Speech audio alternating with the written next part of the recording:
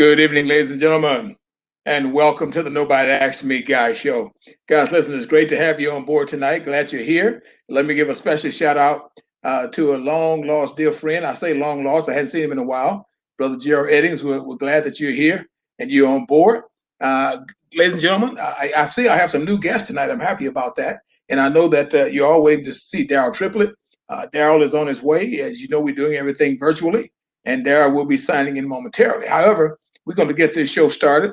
You guys are kind enough to be here with us, and we're happy that you're here. Now, I'm your host, Melvin Casey Lars, and as you know, this is a Nobody Asked Me Guy show.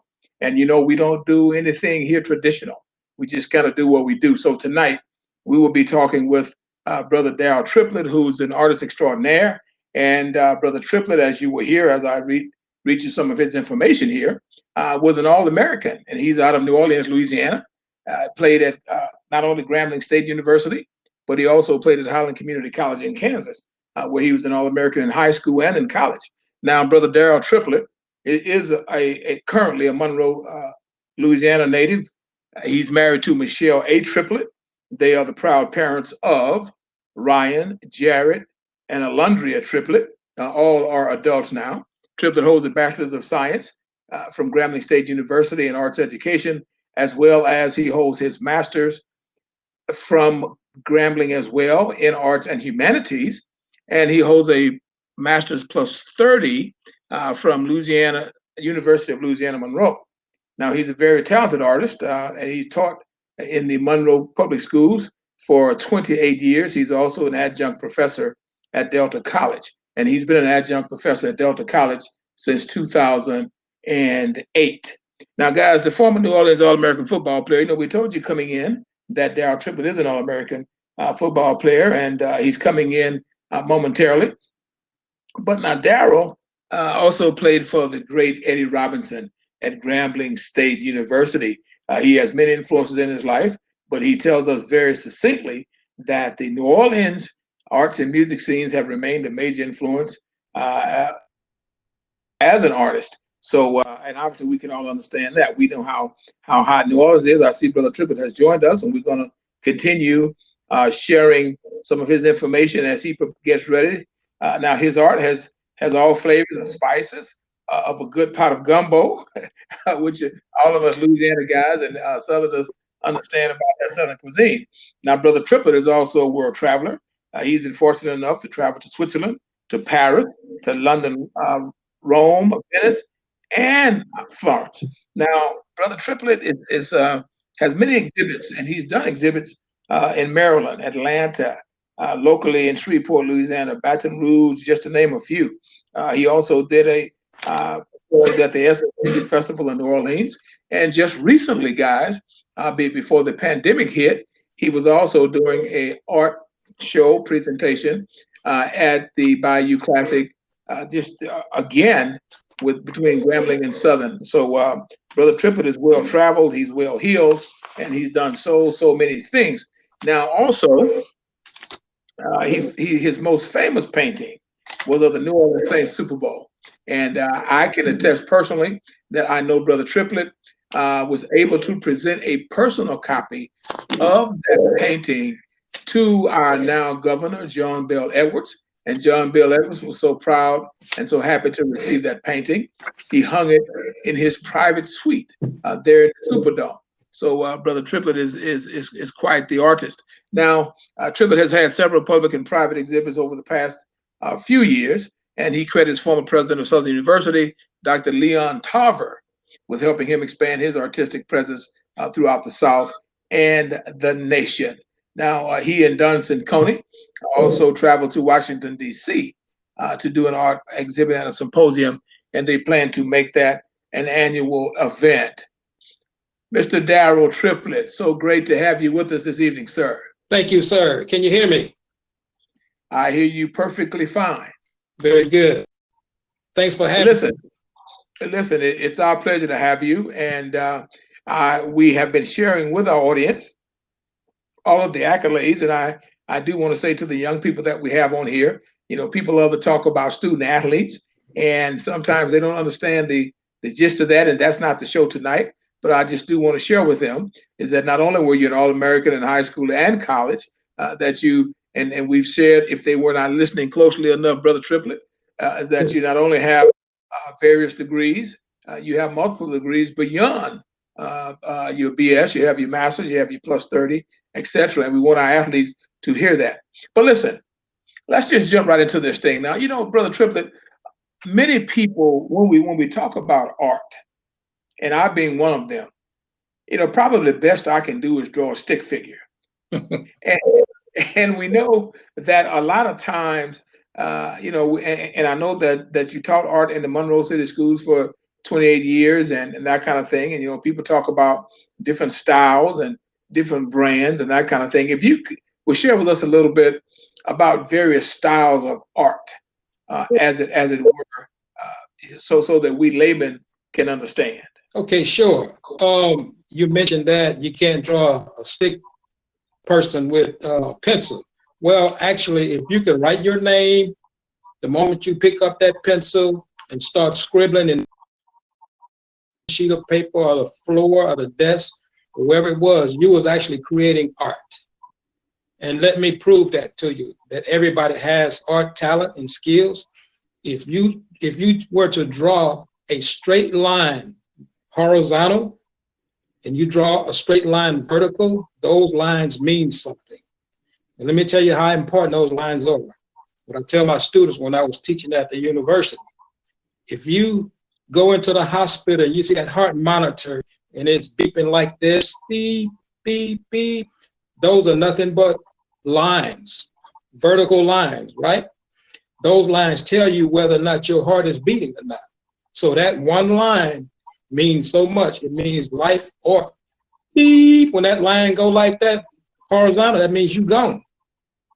And that artist designed that machine just to let the doctors know that your heart was beating or it's not. So those little stick men means a whole lot in art. I have to say, you do have some skills. You just got to understand what those lines mean. So lines of life means a heck of a lot. Now, I appreciate your kindness, but I still can only draw stick figures. You got to start somewhere, Mr. Lars. Right. Yes, sir. Brother Triplett. Yes. Your resume, and I call our biographies resumes, bios resumes. Yes. Your resume has already indicated that your largest influence, as it pertains to your colors and drawing and situations of such, when you really put your paint to canvas. What are some of the things that actually influence you to paint? We know that the impetus and the excitement comes from that gumbo that you talk about in colors. Right. But what affects Daryl Triplett and causes him to want to get that brush and put it to the canvas? You know, a lot of things, it's a great question, by the way. A lot of things inspire us as artists, and colors mean so much to everybody on this planet in some form or fashion. As I was growing up in New Orleans, we would go to the French Quarter. That was my second experience. And I want to mention that because most people are familiar with the French Quarters in New Orleans. And when we would go down there on these educational journeys, some people call them field trips, but I was out there looking at those colors in the French Quarters, as far as the street artists, the plants, the trees, the surroundings. This whole environment of New Orleans was vibrant and colorful. As a kid, that excited me. So that stuck in my head for years and years. And as a matter of fact, I never knew what this fruit was. I guess it's a fruit. It's called a pomegranate. I think is what it's called. But that thing, so the inside of it, they would open them up in the French Quarters, and it looked good to eat. And the colors was just so vibrant, and that magenta just stood out, and it just fascinated me. And the second time, as an adult, the first time I went to Hawaii, the colors was just mind-boggling. You know, those blues, those phthalo blues, the ultramarines, the colors of the rainbow that was just different. It was just fascinating to me. And when I go back to the canvas, I try to duplicate those colors that I've seen in nature. And I guess most artists do that, but that's what catches our attention. That's the challenge for us, try to duplicate the nature that God has given us to enjoy every day. And those are that's one of the reasons why I like to paint using acrylics, because I can do it fast and those colors are real vibrant. You can tone them down, you can lift them up, you can smooth them out, do anything with those colors to make you feel good.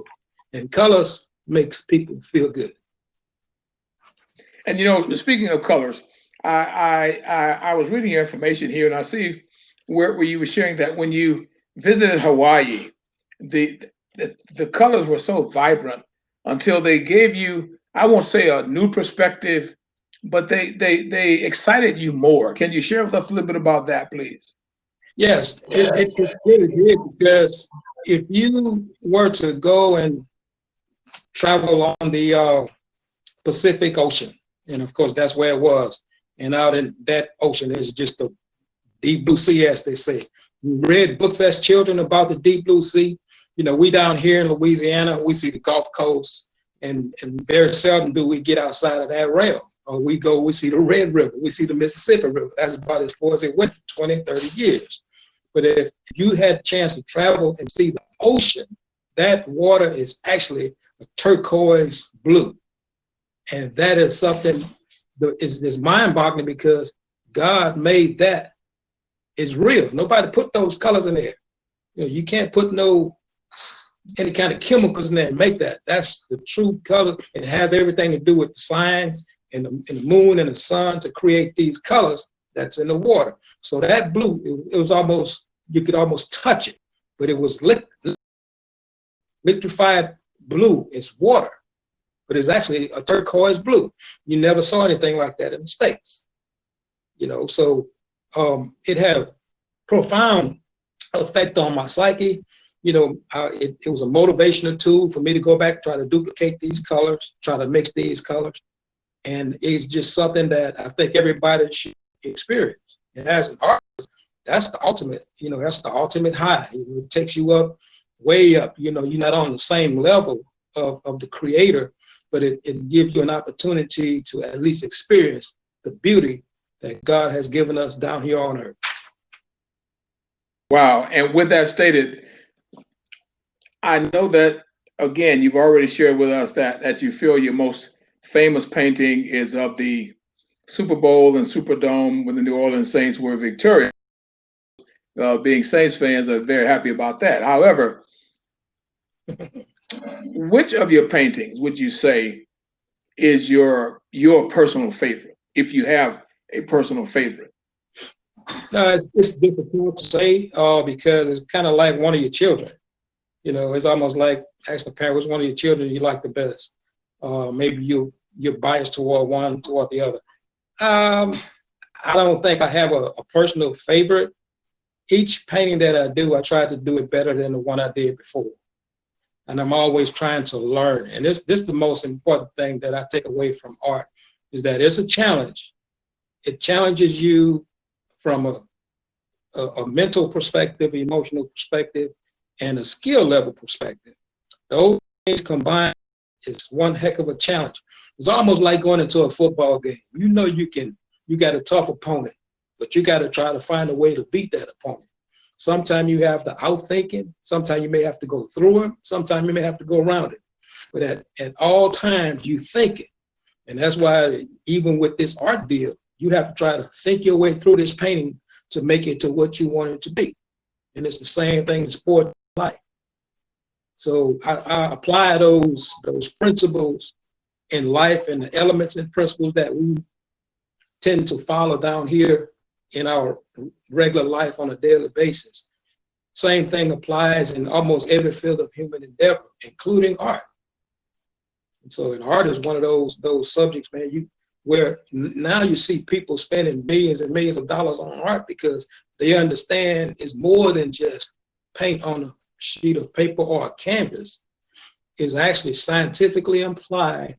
And you look at some of the great artists that I've experienced over in in Europe, you know, that worth billions of dollars, and I mean literally billions of dollars. For example, that Mona Lisa thing, it has, I think, a $30 billion insurance policy.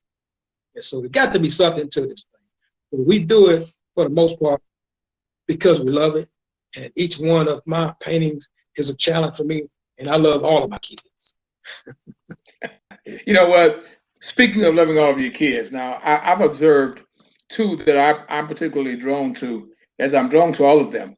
But you have beautiful paintings of the Buffalo Soldiers, and you also have shown paintings where you have inlaid within those paintings the Louisiana Boot. What inspired Yes. you to do the Buffalo Soldiers, as well as when you decided to do these other paintings and you have laid within them the Louisiana Boot, but they're not obvious? Can you share with us a little bit about that, please? Yeah. As far as the Buffalo Soldiers are concerned, it is, the paintings are meant to be an educational tool to teach our children. I used them when I was at the high schools, the junior high schools, and even the colleges. You find out in the last 10 to 15 years, a lot of people wasn't familiar with the Buffalo Soldiers. So I think, in fact, I'm almost sure that even now, kids, you know, don't know what who the Buffalo Soldiers were. These were a group of Black soldiers, really came about after the Civil War, after 1865. They were roaming from the Midwest or the West, out in Arizona, Texas, and California, places like that.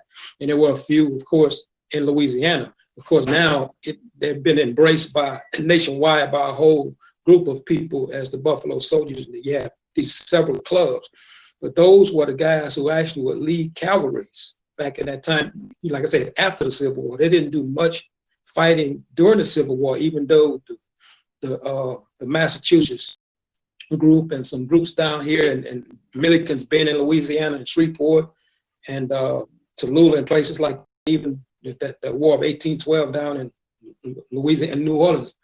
They fought down there, but they weren't called Buffalo Soldiers at that time. And so what I do, I incorporate the Louisiana Booth in most of the paintings. And I started doing that after Hurricane Katrina. This painting I did, I call it The Shape Louisiana is In. And I just put that Louisiana Booth in there to kind of show people that Louisiana was going through some kind of struggles at that time, some real challenges, faced a whole lot of, Louisiana, and we affected the whole country because we were scattered like the Israelites back during the Bible days. We were scattered all over the place. And so that Louisiana, that boot represents, that's where we came from. So I put it throughout the pieces that I still do that to this day with most of the paintings that I do. And it just became just one of my métiers. Very, very interesting. Now you say métier. You have to share that. You have to help us common laypersons out with that term. Oh, it's just one thing. It's in layman's term, métier is French word. It's just what I do. It's almost like Laura's. Whatever your specialty is. Whatever you do, and you do it well. Well, listen. When you paint, I know as a writer, I have a particular purpose in mind. Something sparks me to want to put pen to paper. Something, many times it may be irritating, or it may be something that I'm particularly proud of, or it may be a message that I want to share and convey. When you paint, do you go through those emotions as well? Yes. Or similar? Yeah, no doubt about it. I can remember you mentioned that I did the boots, and I did the Katrina deal. That was really emotional for me. And remember, let's go back to 2001 when the United States was hit by the terrorists in New York, at Shakespeare, Pennsylvania, the World Trade Center, and the Pentagon. As an artist, I was emotionally touched by that event, just like everybody else was. And I did a series of paintings on 9/11. I don't take them out of my oeuvre that often, my body of work. They're in my studio. But I exhibit those paintings right after that, 2001, for the first time at Southern University of Baton Rouge. And the one painting, it was like the Mona Lisa. You walk into the Louvre and see the Mona Lisa, you got people lined up. But that painting was not meant to be a painting representing September 11, as most people call it now. We know what it is just because of the horrible event that took place that day. However, that painting was probably my most emotional piece I've ever done. One of them is a total abstract. In fact, all of them are abstract, more or less. What I mean by abstract, they're pretty much, non-objective work. You can recognize some of the symbols that I do have in there, but it's a lot of colors throughout a lot of textures. You have these fiery, warm colors. You have this fiery, this explosion, all of this kind of stuff going on within the painting, because that's what we experienced watching TV that day. But that painting was really tough for me to do. However, like I said, it just touched me so much that I started at school. Whenever my kids would finish their work and I would have time, I would kind of show them, I would demonstrate and model for them, and I would have a canvas somewhere around, just kind of keeping my skill level up. So I started throwing this canvas, the paint on this canvas, and the kids were looking at me like, Mr. Triplett lost his mind. But I was feeling something different that day, because when that plane went into that building, we was watching it with my kids in the classroom. And it was unbelievable. It was almost like we was in a dream. So when I started painting that piece, I became a part of that dream. As an artist, I'm expressing myself so much so that I just felt like I needed to do that piece. It wasn't planned. I was actually painting something totally different, but it turned into this piece. And I take it out every September. So perhaps I might take it out this September and see what happens. Wow, that's powerful. You know what, Mr. Triplett, it brings me, I was fortunate enough to observe you at a fundraiser at the president of Grambling State University, President Richard Gallo. And you were donating some of your paintings. And there was one particular painting, as they were auctioning the painting off, this young lady would not take no for an answer. She wanted that painting. She would not wait to have the painting mailed to her. She just kind of grabbed a hold to that painting and she refused to let it go. How often have you been able to experience individuals, and I experienced this for myself, so it's not something somebody told me.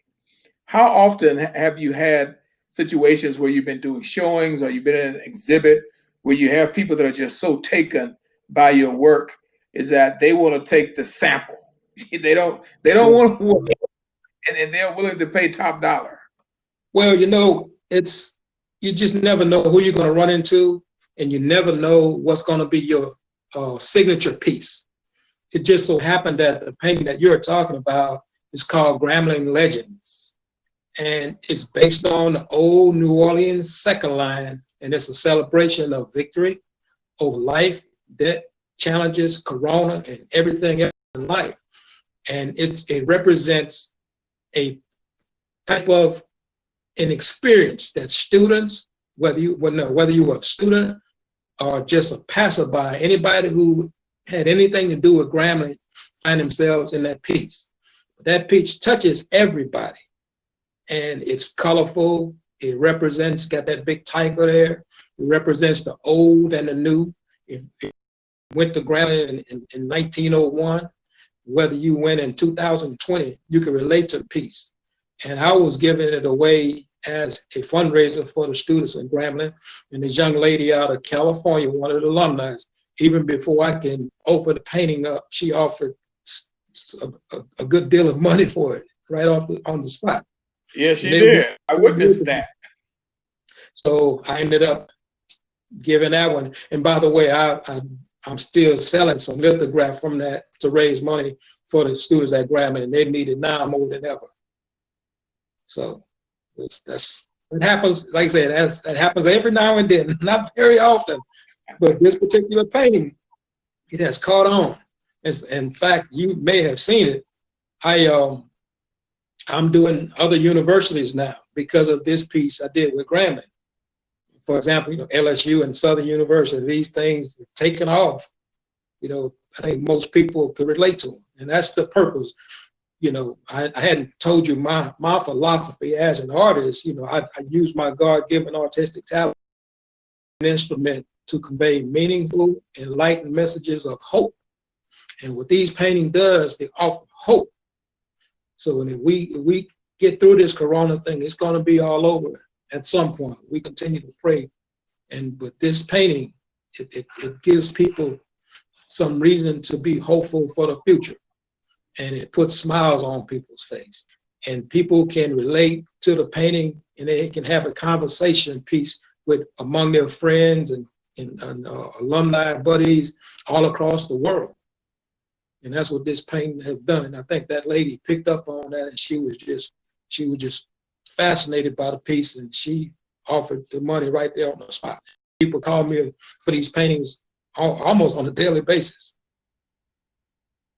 Wow, that's great. Now listen, as we wrap this thing up, Brother Triplett, now I know for a fact you and Dunstan Coney collaborated on a design to commemorate the 400th year of slavery in these United States.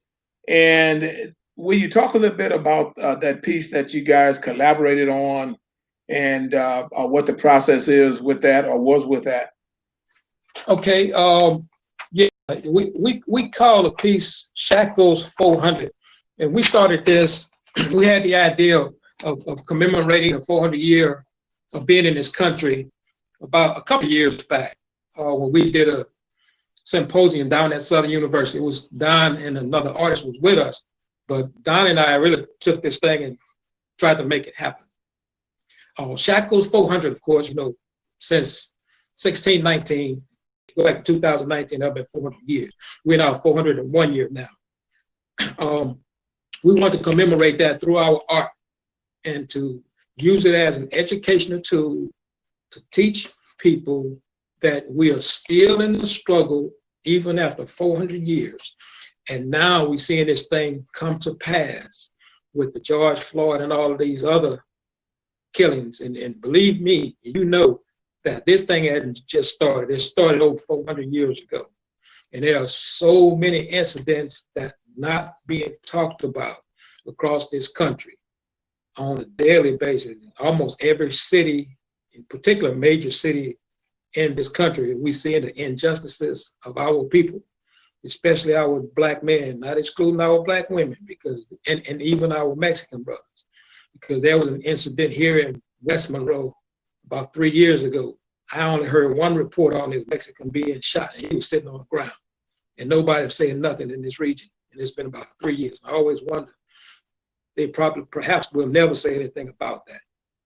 But that 400 shackles was to commemorate we're still shackled, and in so many respects, we are still shackled after 400 years. We hope and pray that we can break this thing, and I think it will come to pass. But we have to teach our children and young adults the history, and somehow, some way to get them to engage in conversation and to know the history, because most of us don't know. And I'm backtracking a little bit to go back to that Buffalo Soldier pieces that you like. I even put a current Juneteenth flag in those paintings to connect the past with the present. And that's a kind of allegorical painting. You make up some things, but you try to do that to try to teach the kids some of the past history, because I've taught the history out at the university. And it's amazing, some of our kids, not just our kids of all races, they don't know nothing about history. The only thing they know is Dr. Martin Luther King and Rosa Parks. Beyond that is like foreign language. But we're so much more than that.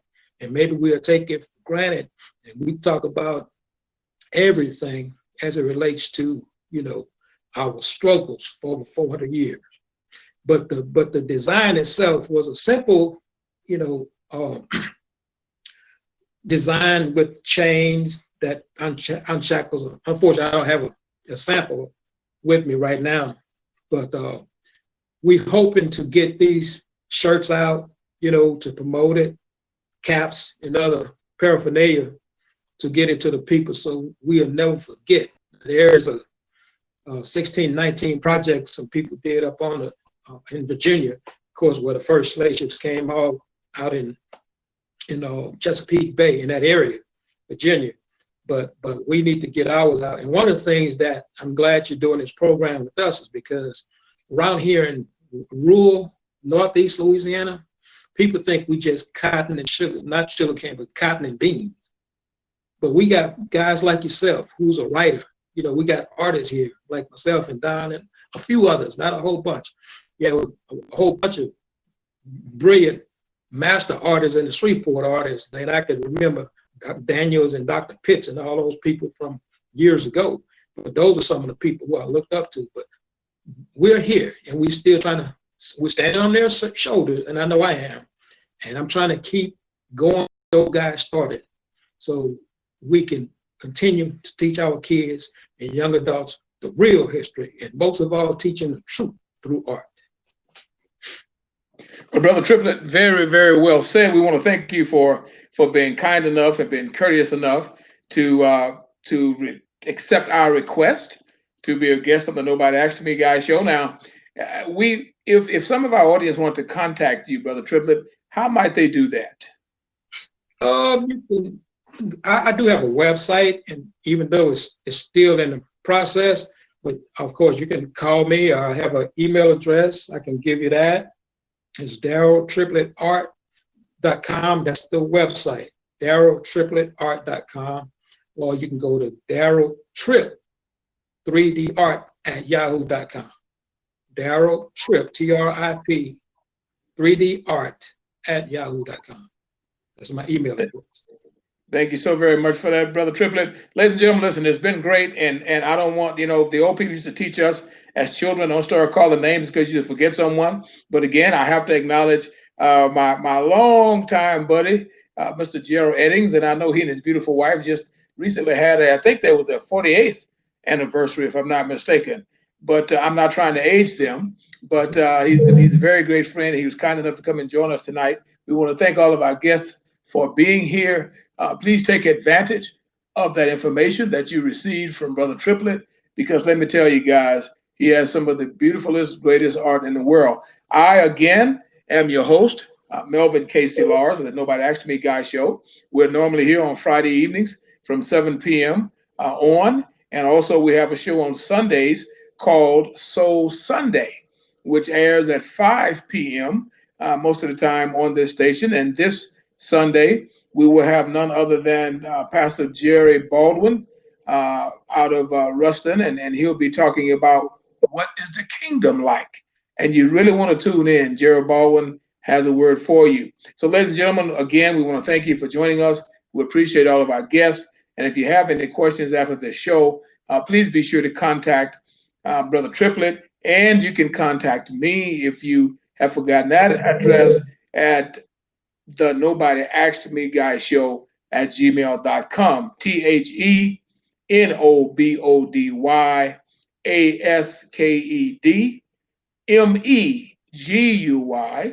show, SHOW, at gmail.com. So, ladies and gentlemen, we want to again thank Brother Triplett for being here. Brother Triplett, if you have any parting remarks, I should have asked you that earlier, but you may have had some parting remarks. And if you do, please share them with us at this time. No, I'm just encouraging everybody to keep their heads up above water and stay safe, wear your mask, and continue to educate yourself on this corona deal. And let's lift each other up in spirit.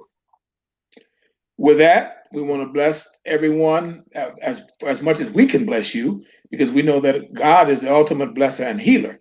We want to thank you for being here with us tonight. And again, we bid you good night. Brother Triplett, thank you so very much for being here. Thanks for having me.